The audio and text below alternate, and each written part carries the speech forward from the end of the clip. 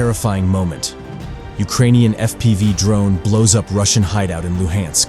Video from Ukraine shows a drone flying through dense forest and inside what officials said was a Russian bunker. Ukraine said the video shows its troops attacking a Russian outpost in the Luhansk region. The first-person footage was published last week by the Ukrainian military's Atom Tactical Group and reposted by the Ostent technical account on X. The video is striking because of the level of precision shown by the drone, which moves through the forest just a few feet above the ground and navigates a corner to find its target.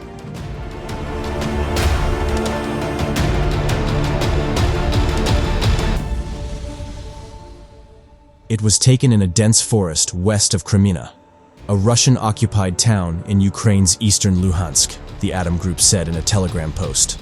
The attack was in collaboration with Ukraine's 67th Mechanized Brigade, it said.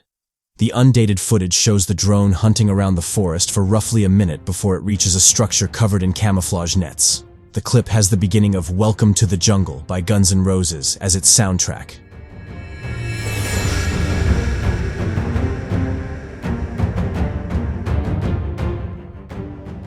The drone then appears to fly inside the position before blowing up. The Atom footage then cuts to an aerial clip of smoke streaming from a forest, seeming to show the aftermath of the strike. The Atom Tactical Group is run by Colonel Yevhen Adam Mezhevikin, who was awarded the title Hero of Ukraine earlier this year for his efforts in the highly contested city of Bakhmut, according to the outlet Ukrainian Pravda.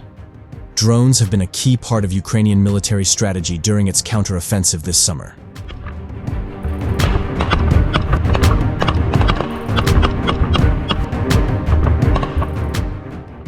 In the last few weeks, they helped destroy a $500 million Russian air defense system, sank large Russian naval vessels, and shut down Moscow area airports.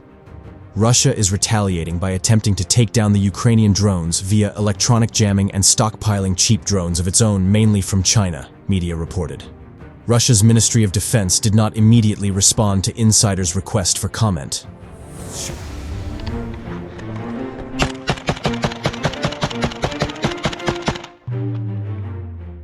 The sheer number of drones operating in Ukraine, as well as battle management systems that provide real-time imaging and locations, mean that troops and tanks out in the open have just minutes before they are targeted, a top Ukrainian military official told media.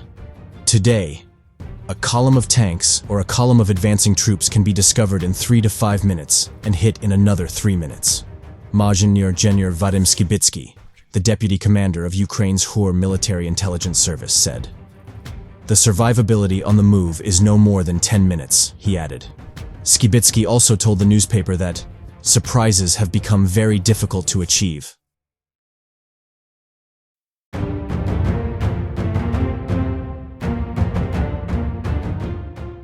Russia and Ukraine are both deploying thousands of drones on the battlefield and are using cheap drones to target each other's forces. This, in turn, is bringing into question some fundamentals of American military doctrine. The days of massed armored assaults, taking many kilometers of ground at a time, like we did in 2003 in Iraq, that stuff is gone because the drones have become so effective now. Retired U.S. Army Sergeant Bradley Crawford, an Iraq war veteran, told the newspaper. Ukraine has been increasingly relying on cheap, first-person view drones, or FPVs, to take out Russian military hardware.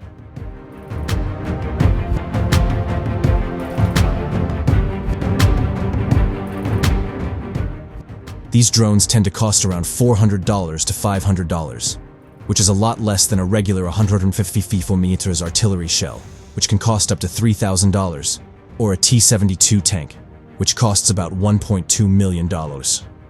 Last week, unmanned Ukrainian aerial vehicles struck a record 205 pieces of Russian military hardware in Ukraine, Ukraine's Minister of Digital Transformation, Mikhailo Fedorov, said.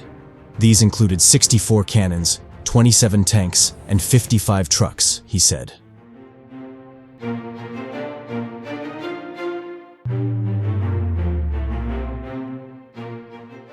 While the exact number of drones deployed remains unclear, the Royal United Services Institute estimated earlier this year that Ukraine was losing about 10,000 drones per month, a sign of their widespread use.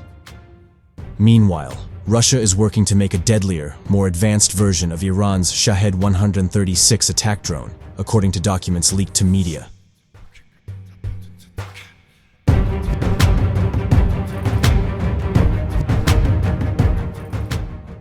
In recent decades, the US military has been at the tip of the spear when it came to incorporating new technology and to developing novel tactics, techniques, and procedures with which to use it.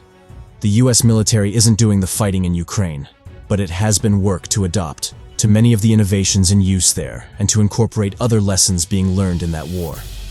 The US Air Force has been preparing for the threat Stringer described through Agile Combat Employment, or ACE, which entails using new and existing procedures, like forward arming and refueling points, to facilitate the deployment of small numbers of aircraft and personnel to bases and outposts across the battle space to increase their survivability and complicate the enemy's targeting calculus.